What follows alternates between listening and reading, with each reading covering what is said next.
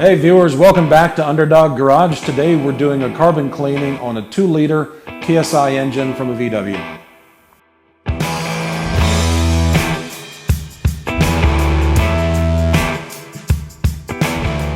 So we have a 2013 Volkswagen GLI that we're doing a intake manifold replacement on. Because this is a car with 83,000 miles and it is a direct injection engine, we have a serious case of carbon buildup in the intake runners.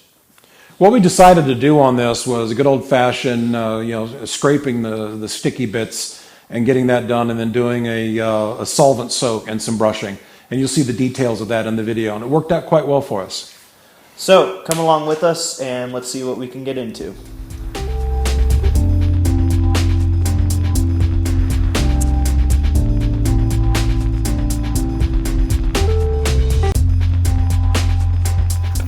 The first and most important step on this job is to make sure the intake valves are completely closed. You get no debris inside that cylinder.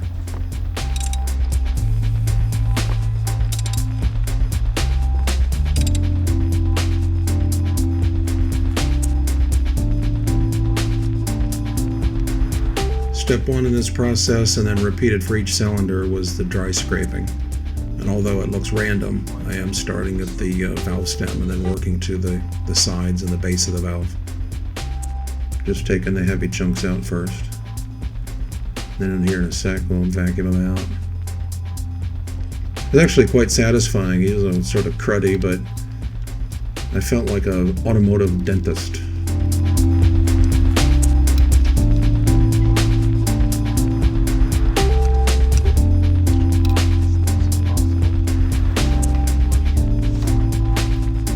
Vacuum. I got all the debris out of that once it was loose. Worked great.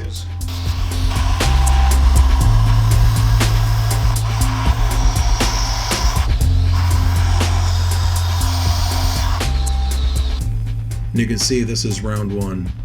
Progress on the left, untouched on that right side of the board. But keep in mind, I did about 3 to 4 rounds on this before I ever went wet.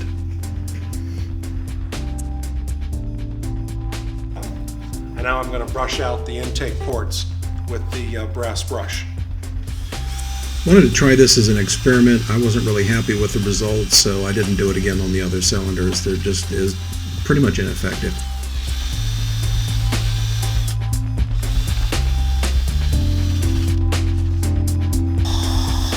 One of the things to point out, I did a lot of vacuuming in between each round. It really helped keep things clean.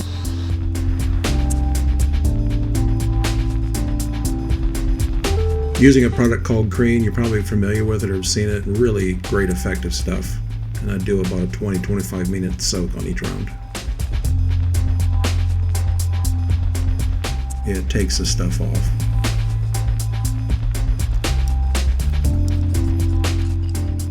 Just like on the physical dry soak or the scraping, after this had soaked for 20-25 minutes, I'd go in there with some different shaped spring hooks and just delicately go over the areas where I knew there was a buildup, and just gently scraping all the crud off. Next step is the nylon brush, which I would use to scrape especially the sidewalls on that intake runner. Worked very effectively.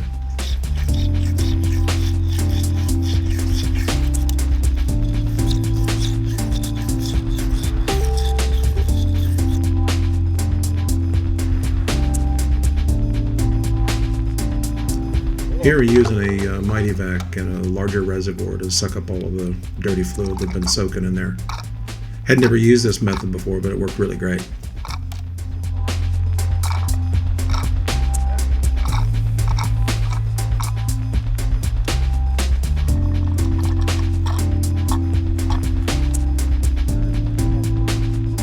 You can get an idea how nasty that is.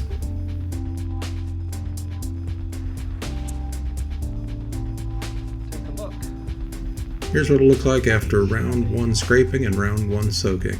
I was pretty pleased with it. And you can see that was some really good results for a first soak and a first brush.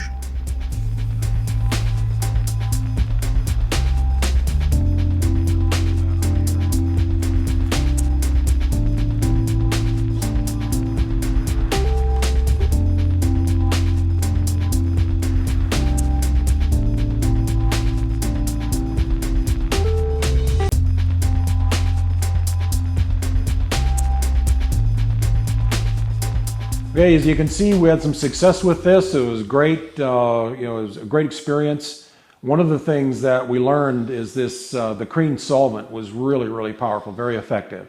And I was familiar with it from other uses, but had never done it in something like this. So we wanted to try it. Worked out great. So I'd give a total thumbs up to using Crane. And one of the things that I wanted to note is on the first 3 cylinders, I soaked it about 30-40 minutes each time and did about 2 rounds. And then I wanted to test and see how different would this be on an overnight soak. So on cylinder 4, I did an overnight soak and came back the next day. And there was really no difference at all. So it really doesn't need a long soak. It's just a matter of doing it repeatedly. I did about 2 or 3 soaks. You see that in the video. But that worked out really, really well for us. She's nice and clean now, so we're ready to go back together. So guys, thanks for watching this video. We really appreciate you checking it out. Like this video, give it a thumbs up. If you have any questions, thoughts, or comments, or if you have a better way of doing the intake manifold, the carbon cleaning, be sure to share it below so others can see it. And if you haven't seen the other videos related to this project, be sure to check out our video on the actual intake manifold replacement coming on and off. And be sure to check out our video on replacing the injector seals on our fuel injectors for this engine. And as always, make sure you subscribe because you don't want to miss the next video and see what kind of trouble we get ourselves into. So thanks again for watching, and we'll see you next time.